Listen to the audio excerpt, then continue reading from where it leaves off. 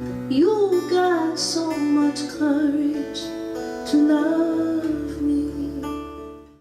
As we were rehearsing earlier, in the audience, one of our guests had just arrived and mentioned to me that she was a sister of a very, very, very special person in my life. And I didn't cognite, as she said, Mrs. Bond. You know, this is a long time ago.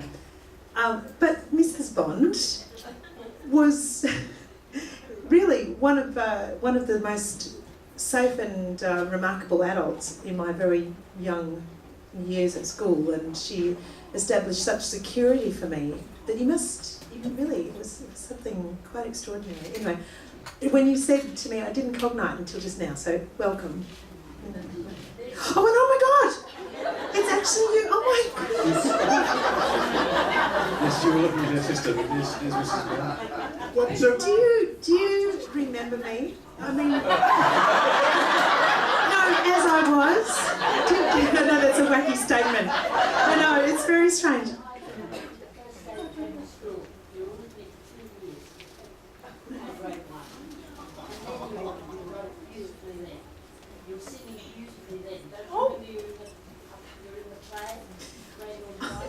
All I remember is that I clung to you like a koala. I was so frightened of starting life. And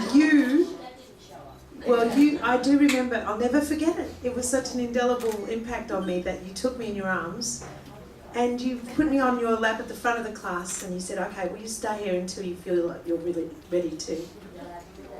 Oh, isn't that the sad truth? Well, thank you. You really did make that world, which was, you know, it seemed so hostile to me at the time. It was so safe. And, oh, thanks, Mrs. Bond.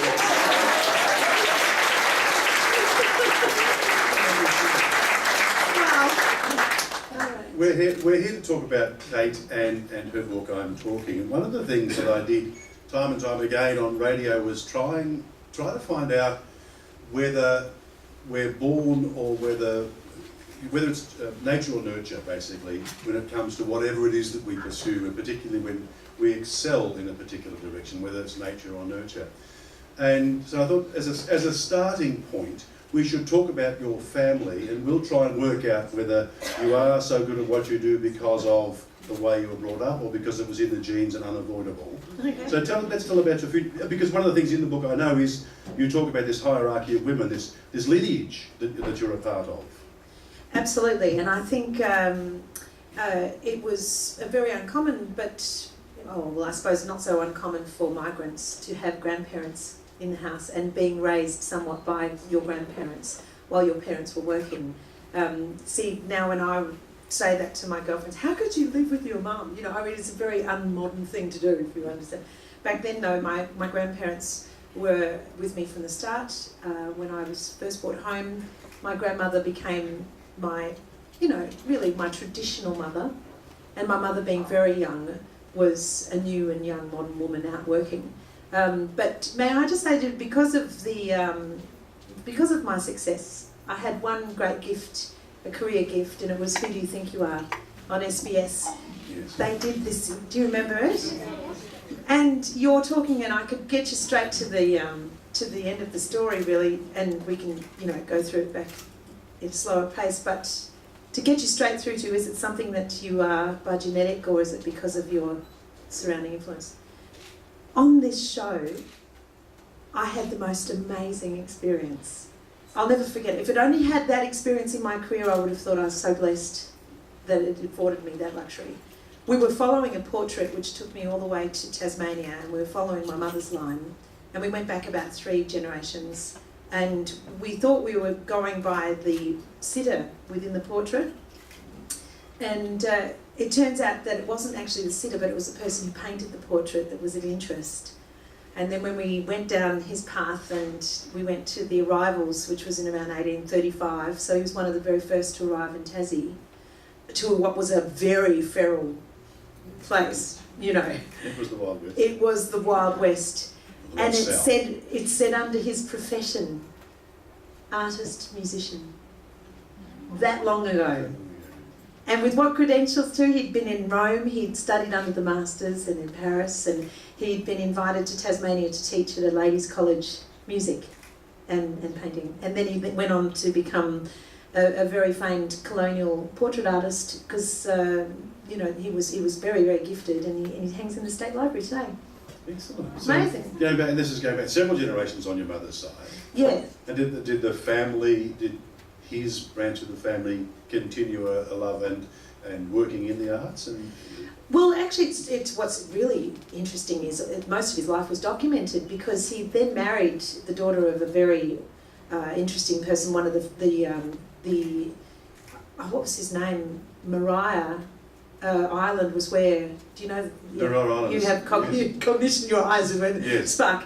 And he was the first, what's the official? He was a lieutenant governor or something. Something like that, of Maria Island, and he was very lenient apparently. He was one who'd let them run without bondage. And they would have gotten rid of him fairly quickly. Well, they did. Yes. Yeah, they did. And he was very gentle folk, and he figured that these people could actually, rise above their station and actually become someone worth.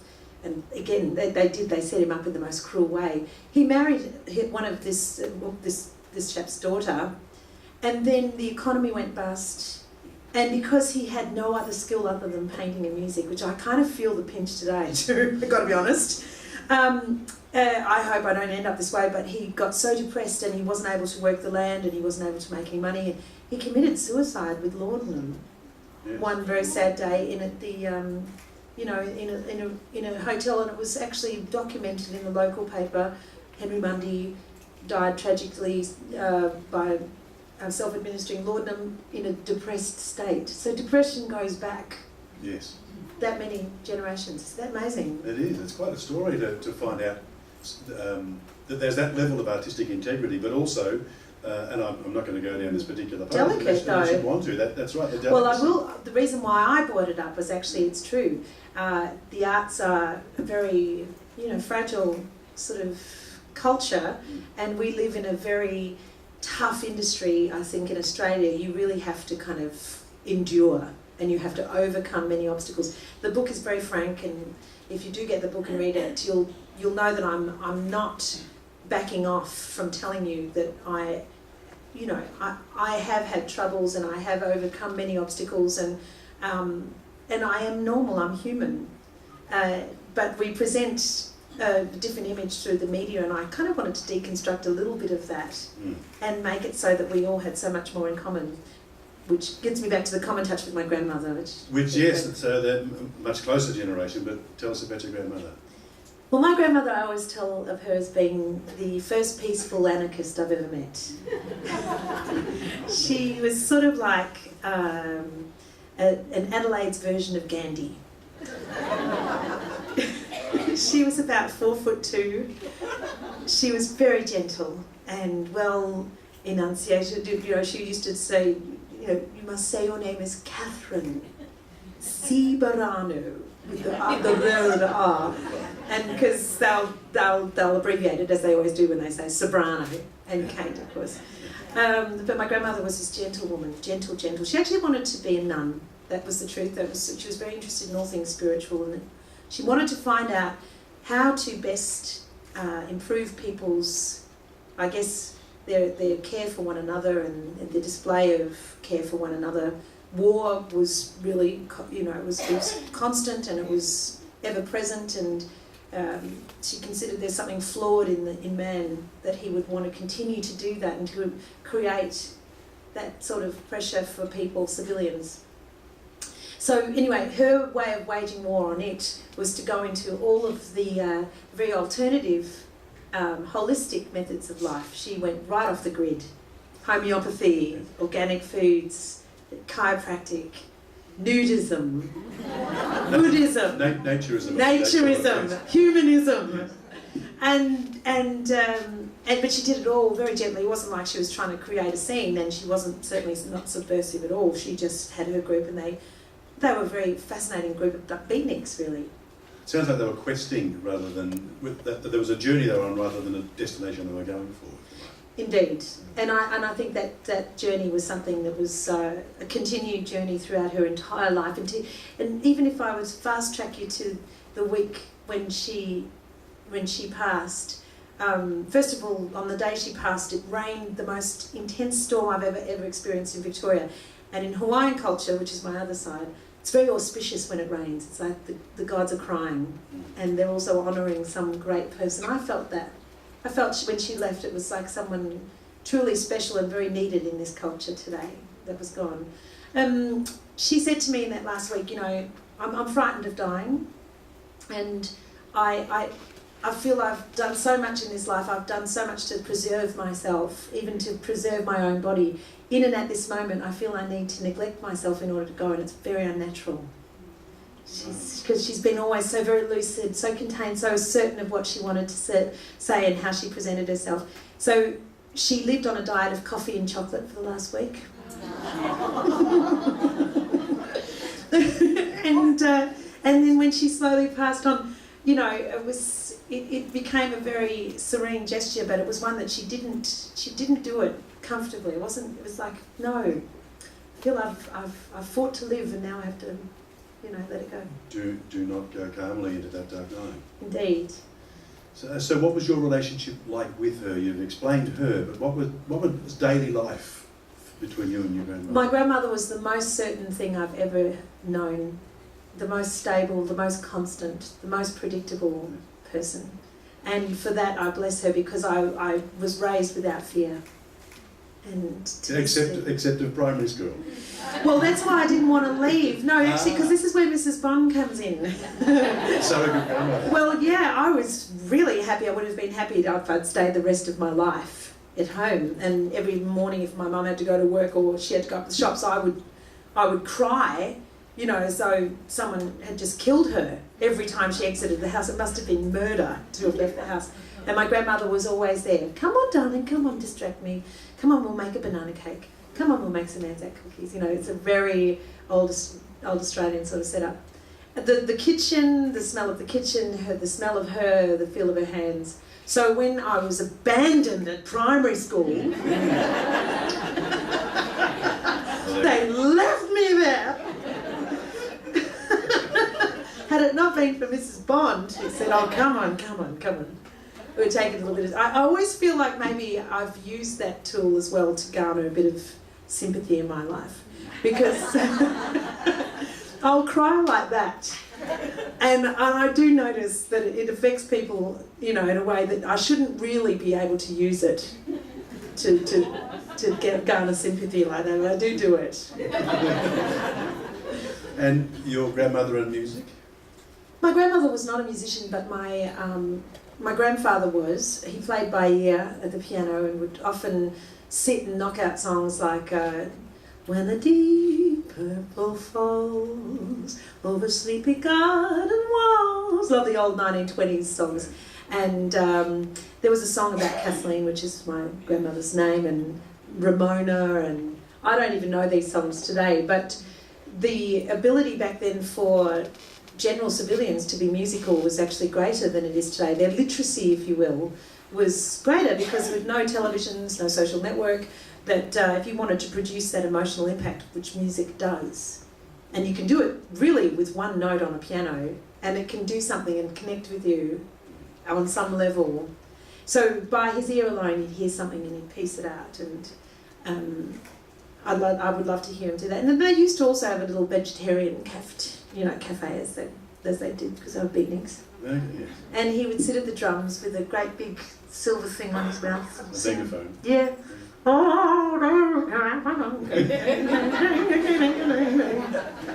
One of those drums, piano and saxophone type bands. He was just an all-rounder, you know. Yes. He wasn't able to go to war yet when he wasn't working, and I don't think he was even enlisted. It wasn't during wartime, but something happened there. He was always very... My mum's sitting in the audience, so I'm looking for her for reassurance. She'll pipe up and tell me if I'm right or wrong about the dates and the facts. But years later, when I was wanting to get into music, and again, having been raised without fear, I wasn't frightened to go up to a piano and bash out a few tunes. And if there happened to be somebody who was sitting around and they could do it better, then gladly I'd let them do, but I'd always contribute. My father being Hawaiian, you know, he came to Australia when he first met my mum, and that's a big story which you must avail yourself from the book. The book is so much more than my life. This is only really 1/8 of me in the book, but a great deal of my family and immigrants' life. And my father was one of the first Australians to be to have a citizenship because of the all-white policy. My mother had to insist, because they were married now, that he could. Yes. So he came to Australia with 2 really practical things. One was a ukulele and the other was a surfboard. Well, as someone who plays a ukulele and lives in Warrnambool, I can't see anything wrong with that. Exactly. No, I think it was an auto harp actually, but it could have been a ukulele. Oh. And so he would sing, and he would sing lullabies, Hawaiian lullabies. Tiny bubbles in the water. Did he sing in language? Yes, and it's often sounded like Ikanaka hukamaka, Ikanaka. There's 4 consonants and 16 vowels or something. That's right, that's Yeah. exactly right. Yeah. And it feels like a little nose kiss. It's really the most gentle language in the world. Because he was a brass player too. My dad was a trumpeter in the USMC, and he met my mother. Scandalous.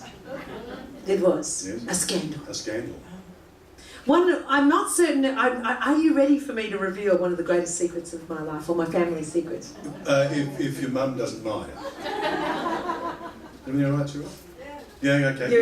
You up for? She's been sitting. She's heard the different versions of it. I'm going to twist tales just a little bit here and there, just because it's, you know, I'm a stage person. You understand, don't you, Mum?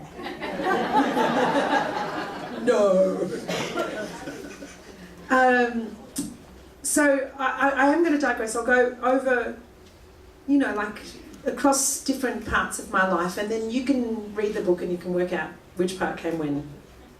But my mother and I had been working together. She was my manager at the time, and I was in a very successful, the tail end of a very successful band called I'm Talking, and then I went on to a solo career after that.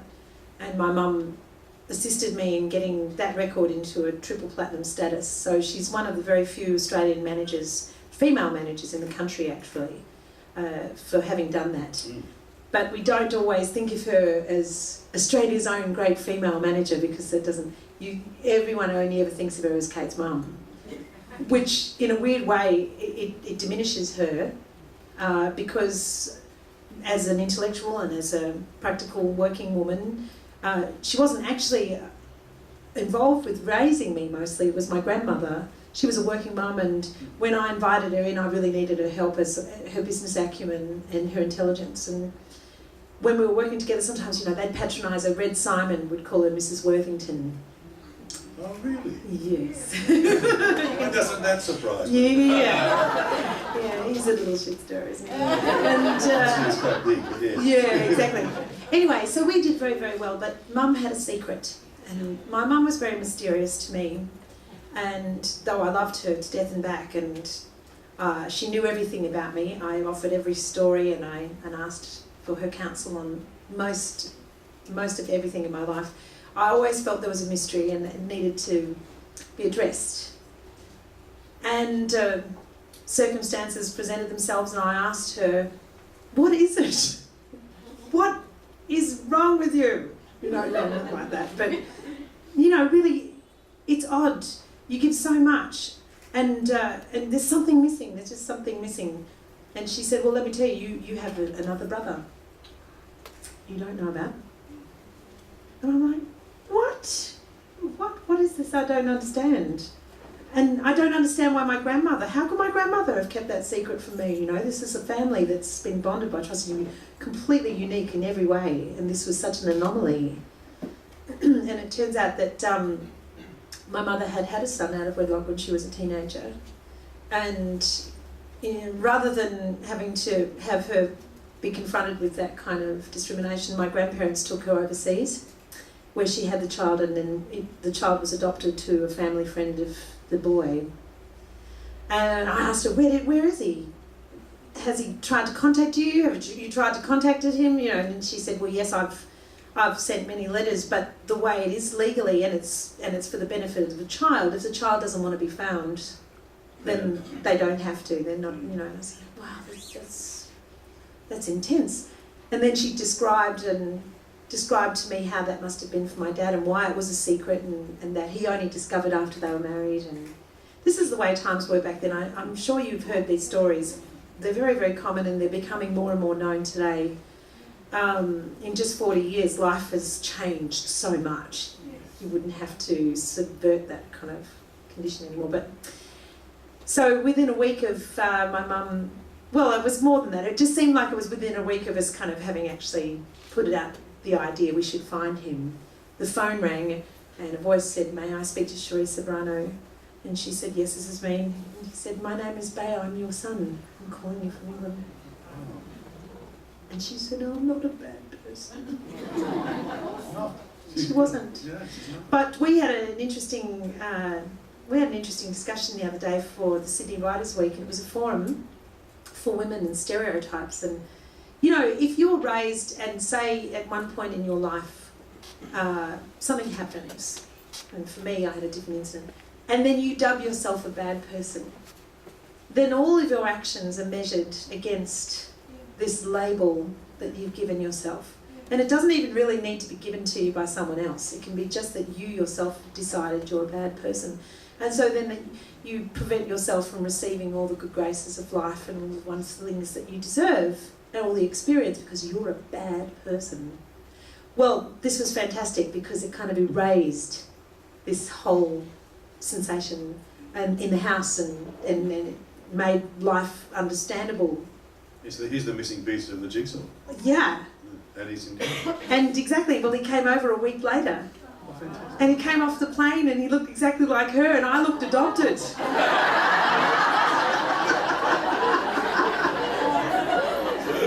It was incredible, this blonde, blue-eyed boy with a big bum. We've all got it. That's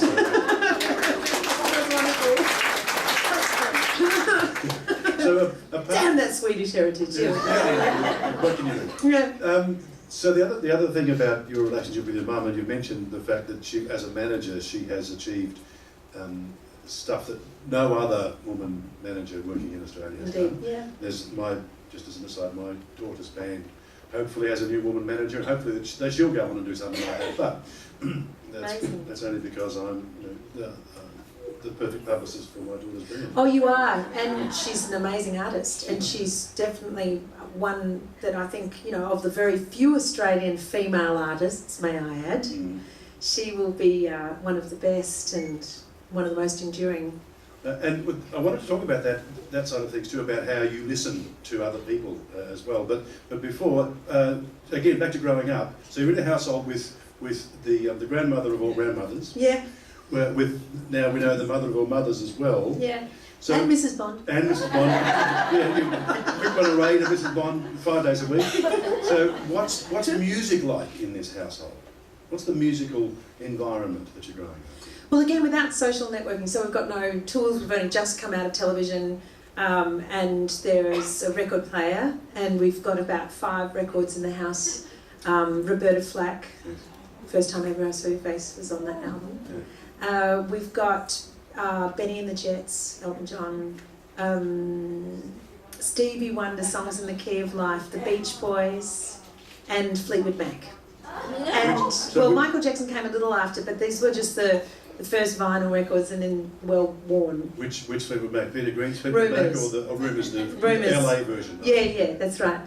And then we had Countdown, and I heard there was a lusty appeal for Countdown, and you know, I just did a documentary for Countdown where this is just, it blew my mind because I used to travel from Doncaster, we'd catch a tram and we'd catch a bus and we'd catch another tram and a train, and eventually end up in Elsternwick, and I was about 14 at the time, and I came in to see a British band. Now, only in Australia could you be 4 feet from your idols with no security In the Ripon Lee Studios, and they found footage of me at that age, so I hadn't even started singing, standing in the front. Now, this is perverse, I know, but it just was me.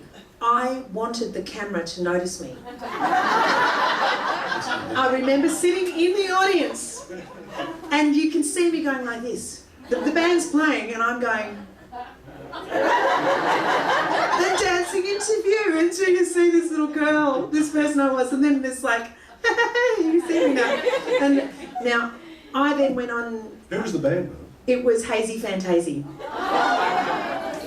Amazing. Yes, I know. I know, and within a year, no, but check this out. So within actually 2 years, we debuted on Countdown as I'm Talking, and I was a front singer.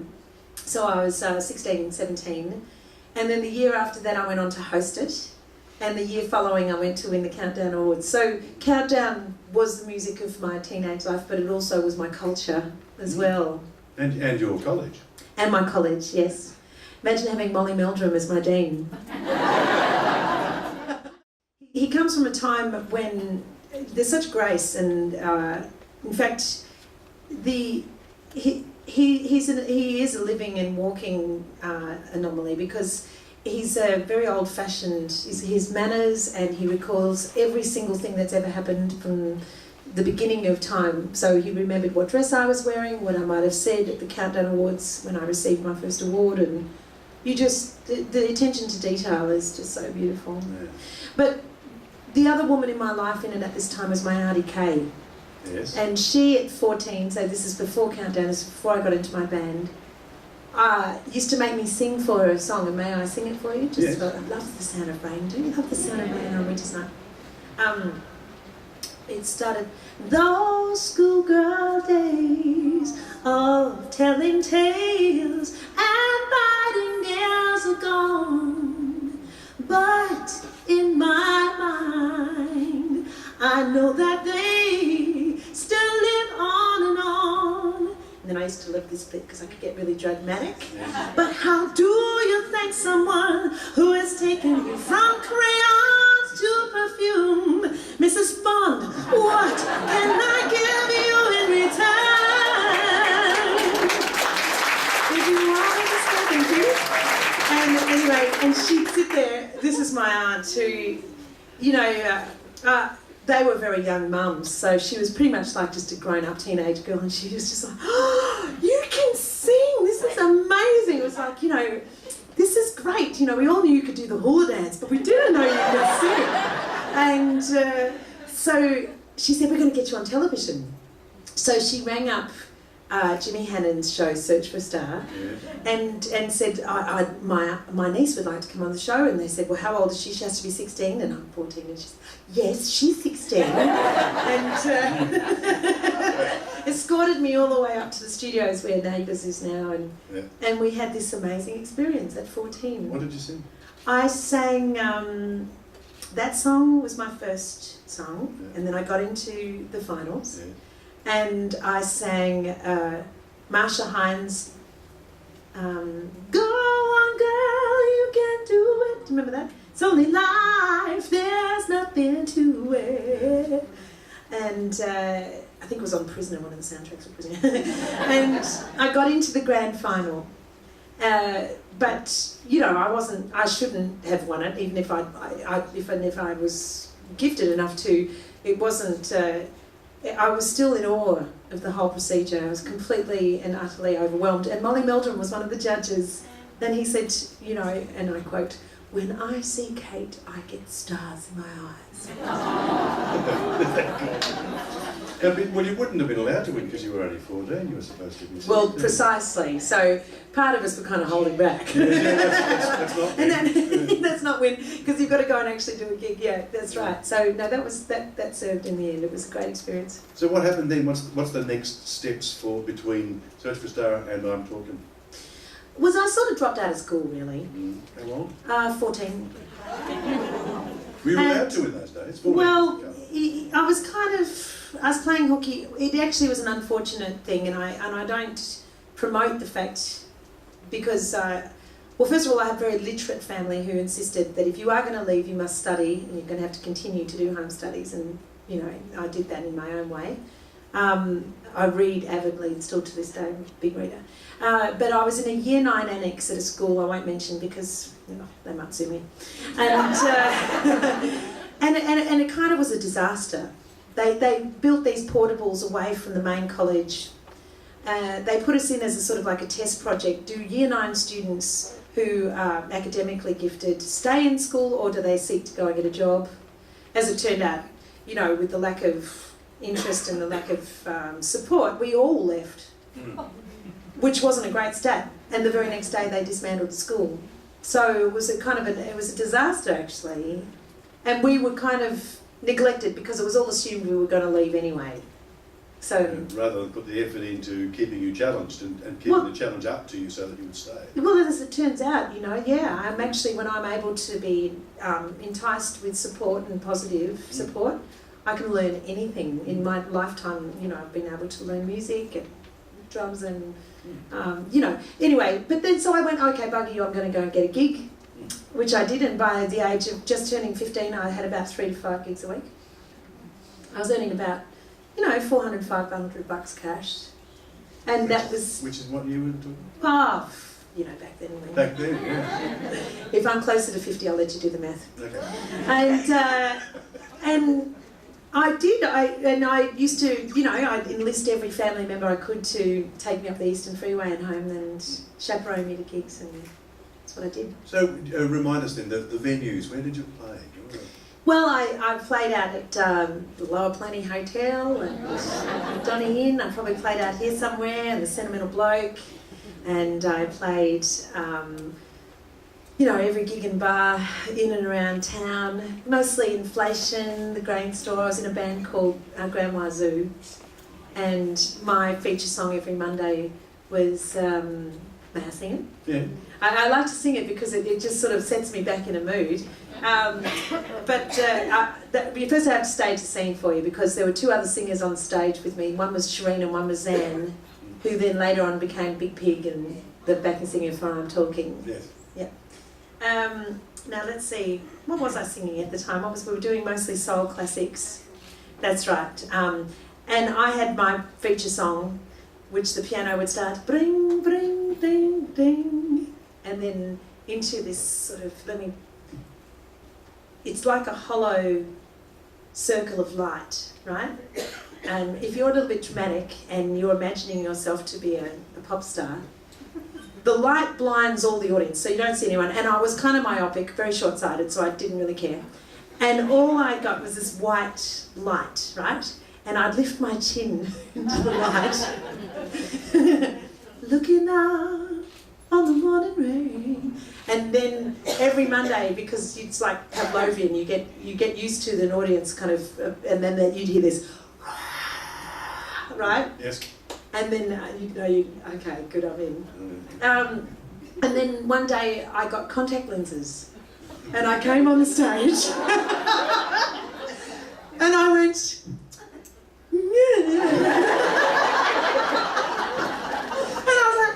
trying to get those things out. I've never been more uncertain on stage as I was the night I could see. It was the weirdest feeling. You haven't put them back in again? Well, actually, I have since, because I kind of thought, oh well, you're going to have to get over it. But that was such a... It showed me that I'd got there just by the grace of my own desire. Yes. And ability. And ability. There is talent, but talent can last you so long, and then eventually you have to find a fan base with whom you're engaging and communicating with. I would meet people and get to know their names, and you know, they'd come to see me and they'd sign autographs after the show. And I don't think a lot of modern acts today can feel as secure with this, you know, transparent virtual fan base. Just because someone likes you on Facebook doesn't necessarily mean they're going to buy your album. And a lot of the people that I met and kind of engaged with, we're still travelling together so many years later. It's an amazing thing. That's a jump that I was going to do later, but it's worth jumping now. It's that business of how you structure a career that stays in touch with your audience, that continues to challenge your audience and delight your audience. And that's, a lot of people can't do that. A lot of people stay doing the same thing, yep, or they make changes and leave their audience behind. Yep. Whereas you have had a close relationship with not only the same age group as we've all gotten more mature, but also attracting other people into your fan base as well. Right. And so what's the process for doing that, or was it just Just pure It's just called Survival. art. Survival. And, you know, I looked at Jessica Malboy the other day, who I've met, and I've been watching her since, you know, one of the faux pas she made, which was an amazing thing to me, that we don't have the kind of culture here in this country which grooms an artist for public speaking or, you know, actually being on television. And she said something like, I think she said debit, someone's debit single. And I thought, the poor thing, right? What a terrible thing that her industry... I mean, we all have sound checks. People had seen that and then let her go to air with that. Now that's just cruel, right? Yes. But this is where the artist becomes the person. And she says, right, I was humiliated, feel a bit silly, but I still want to sing, so I'm going to have to suck it up and get on and get over it. Yeah. And that's what she does. And then I saw her just a week ago, and she's winning an award for In Style. And it's a big supported role. You know, she's just come in from Eurovision. And though it was still youthful, her speech was sincere and measured. And it was good, because you go, there's a girl surviving. Yes. It's a good thing. Yeah. So that's that same story then of whatever you do, it is a business. Yes, it's an art, Yeah. but it's also a business. It's an art and it's a business. And I don't think you should expect people to support you, because you know, they love to see a car accident. We watch television shows especially for that. And when the young ones are coming up, we need to feel that they've made their way up. They've struggled, they've got the sunshine, they've got the lion's share of the water, they're blooming, and then we actually say, oh, they actually exist. But it's the struggling ones that we will bash them down. I know it sounds terrible, but I just think it's in our nature. It's like, come on, are you going to survive? Nah, I can't waste my time with you. Yeah, and who do we lose along the way? That's it. So who do you listen to, and how do you decide what you're going to listen to? I listen to music on so many different levels. I listen primarily for what it does to me as a therapy, what I need on the day. Yes.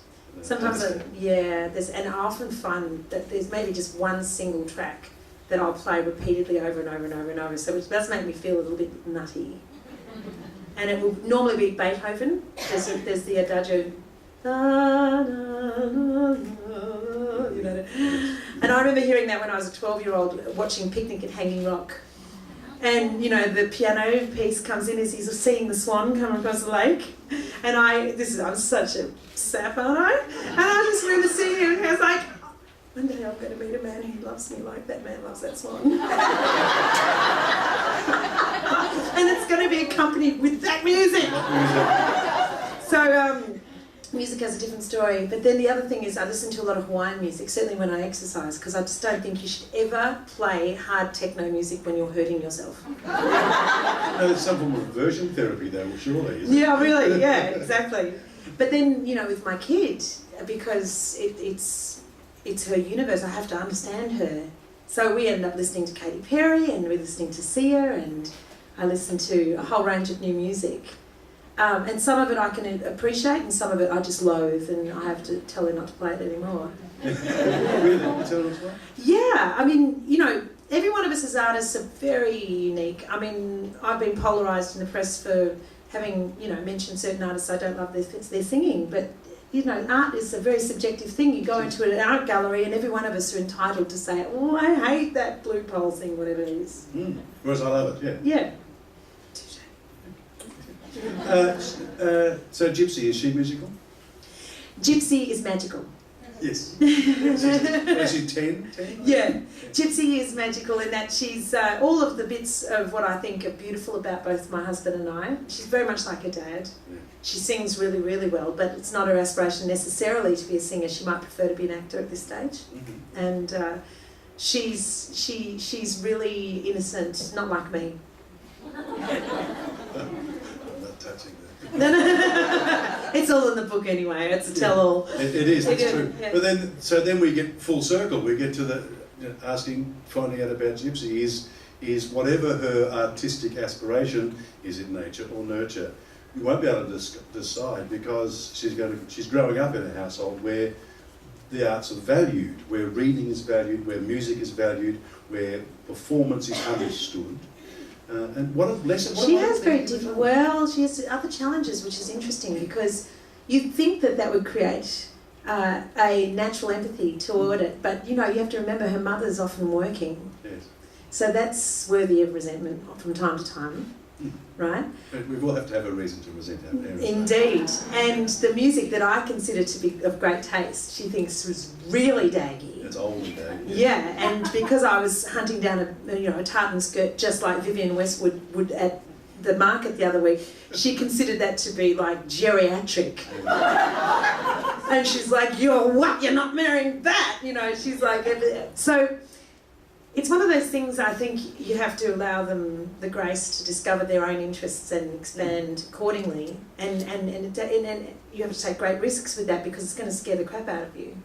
It won't be what you want necessarily, but it'll be her way. Yes, and indeed it probably should never be what you want. No, I know. I know. I don't know whether you have lived up to the aspirations that your parents had when you were 10 years old. And it doesn't matter whether you did or not because you have lived up to your own aspirations. Yeah, it's an interesting thing. I was really left to... I know that the virtues of my family, certainly their love of the arts and my mother being a painter and my grandparents being as enlightened as they were, it gave me a lot of room to invent my own brand, if you will. The whole name, the whole package, how I wanted to be seen and heard. And it is difficult to tell me to do anything these days because of that. So, mind what you wish for. My mother sort of like, I'm her monster. She manifested me. From out of all that freedom comes me. And I can see why scary. My gypsy will be exactly the same and probably completely different. Yeah. We're going to have some live performance from Kate in just a moment, and a reminder that her book, I'm Talking, My Life, My Words, My Music, is available for sale tonight, and there'll be a chance to have it autographed. Indeed. 1,000 light years ago I wrote a song, and I wrote it with my brother, and my mother and I were in London at the time. We were recording under very difficult circumstances. I had been signed to a label. They wanted me to sign to Stockake and Waterman, and I really didn't want to be created. You see, I wanted to create myself. So in order to prove that I could create my own record, I had to write my first song and record it and put everything on the line. And this was it.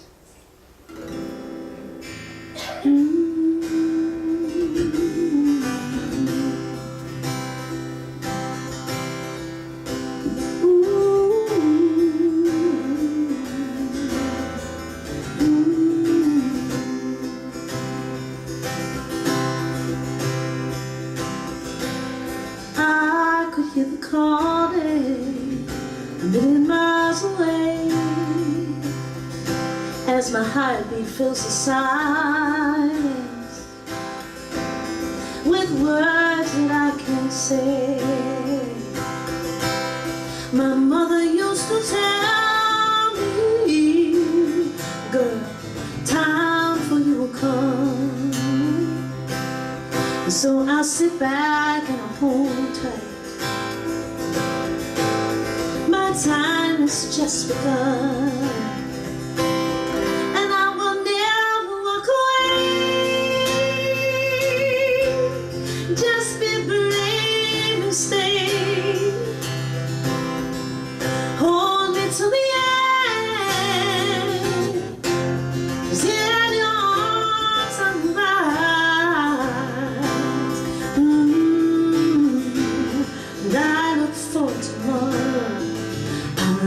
Yesterday, oh, when I was scared of the darkness, and saying things I shouldn't say. But now my life has changed. Just look what I've become. I won't sit back and hold back. Oh no, no, no.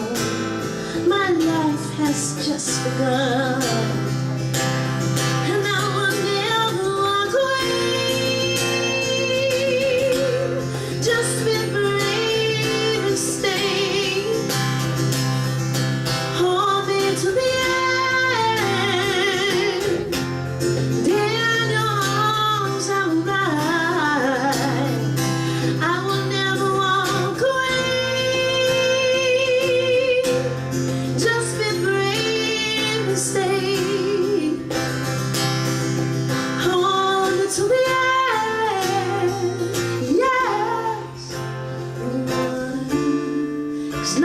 always been fine as a child until now. Oh, I found I kept on hoping that something may change. The time for change is now.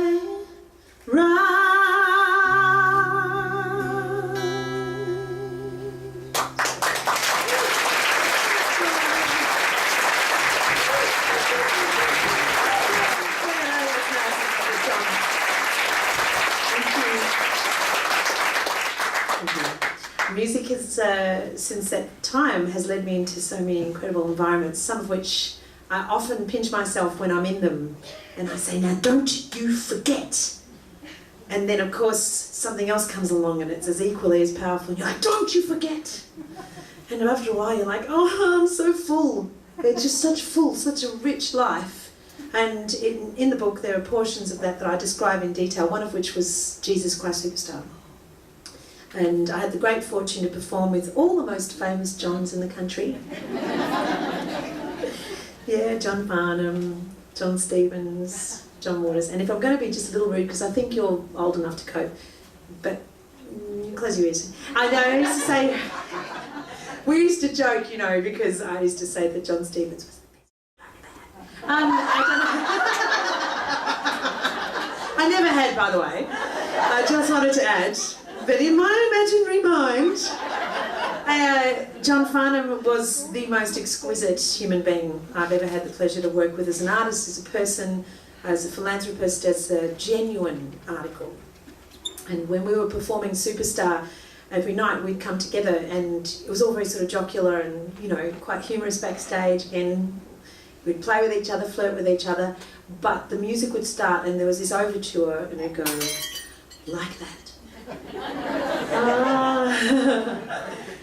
And it would be, I don't know if any of you got to see Superstar, did you? This one, and then, yeah. Do you remember the lights would stop, you know, start coming in like this, and you hear this of the choir,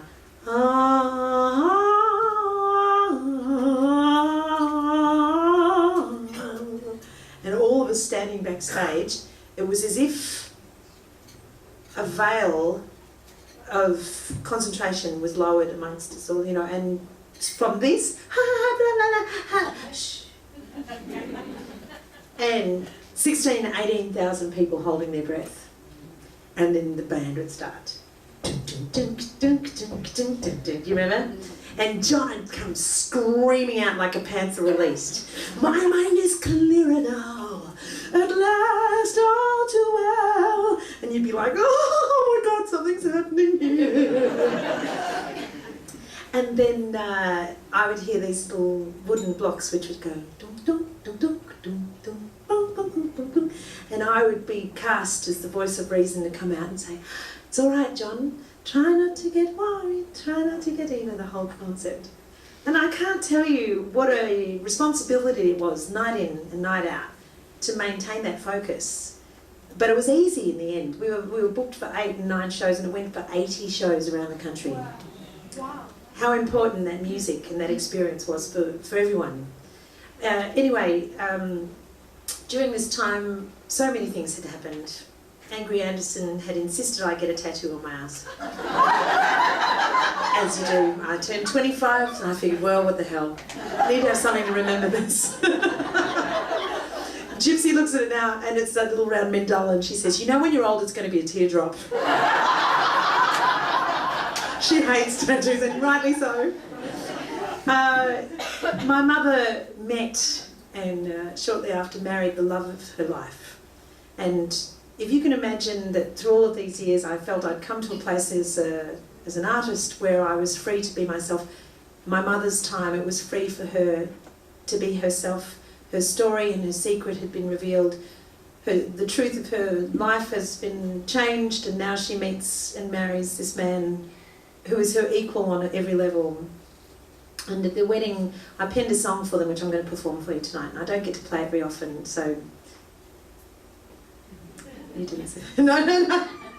I actually swore. She said, don't freak it up. Yeah. Light, tight, bright, and don't freak it up. Yeah. You don't want it to... No, actually it was a joke, but in a way, if we'd been in a cabaret audience, I would have said it louder, but I with all due respect, I don't know how old you are. You might be younger than you... Oh, you're all right. You understand. Well, she said. No. Yeah. So this is a song that I gave them as a wedding gift. Sometimes I drown in my own moods if I feel wronged or just confused. You never desert me, and if I make the wrong impression, if I've mistaken your intention, no, I didn't mean to.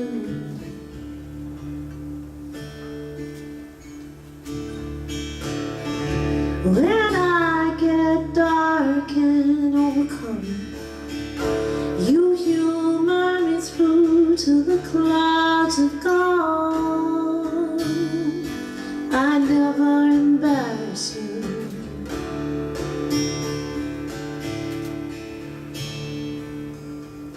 Your ways are sneaking up on me.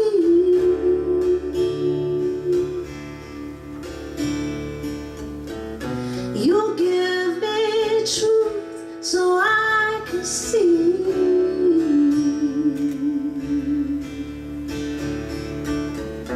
You've got some courage to love me.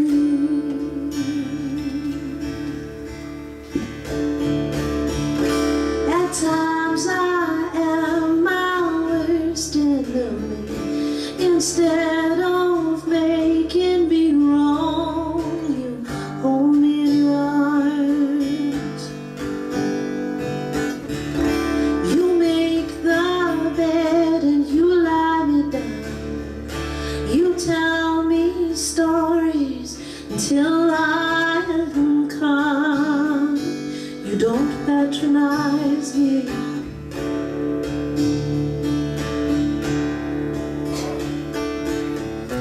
Your ways are sneaking up on me.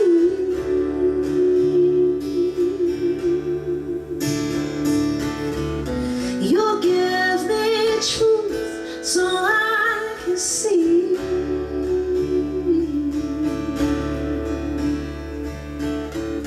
You've got so much courage to love me.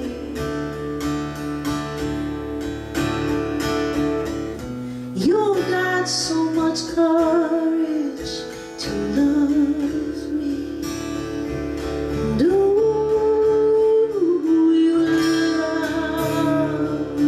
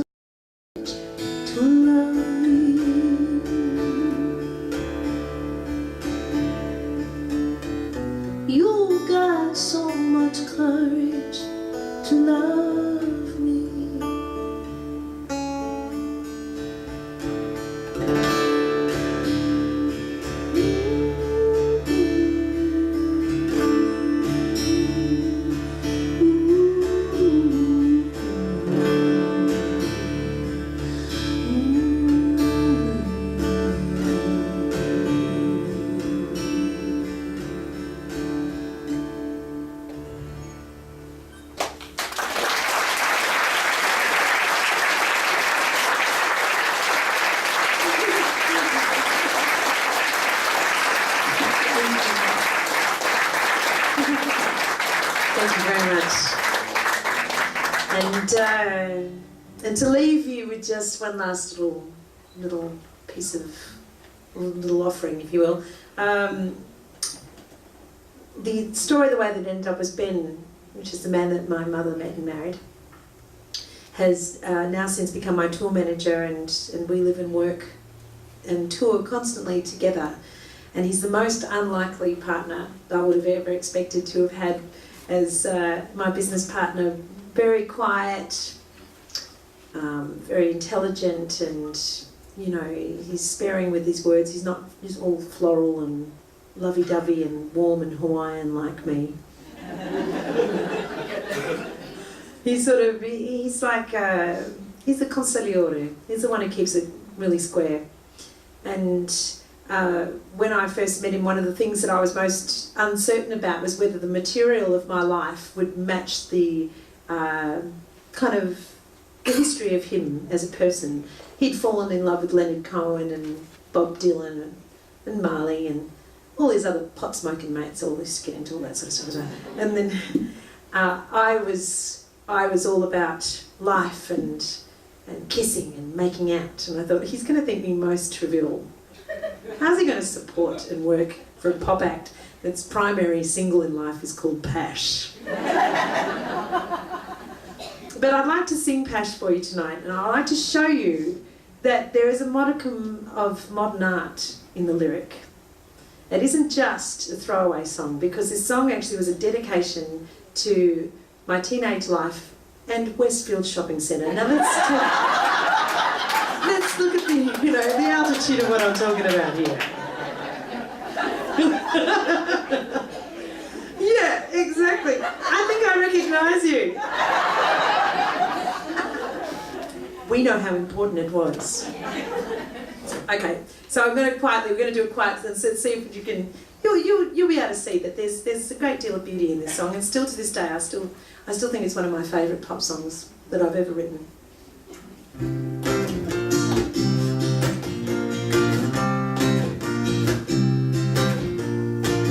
Pass between the lines, honey, read my lips. Can you read my mind, dig my fingertips? I really like to just hang around, crawl back into bed where it's nice and warm. But luck fell in my lap when you walk my way, caught in your tender trap. I'm willing prey. I really like to speak in tongue, crawl into your mouth, that's where I belong.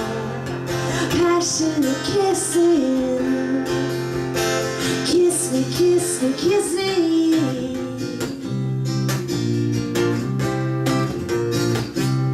Ooh, 'cause I'm on fire when you love me.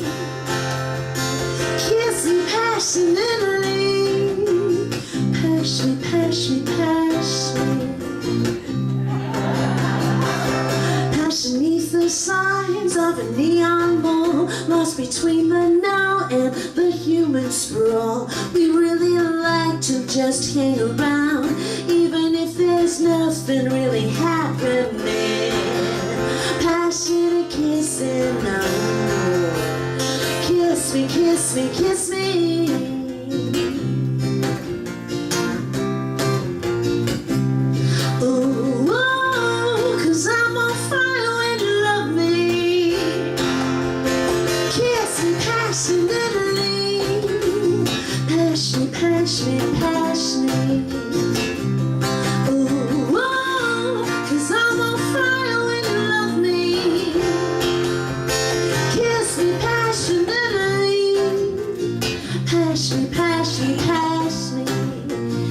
They go.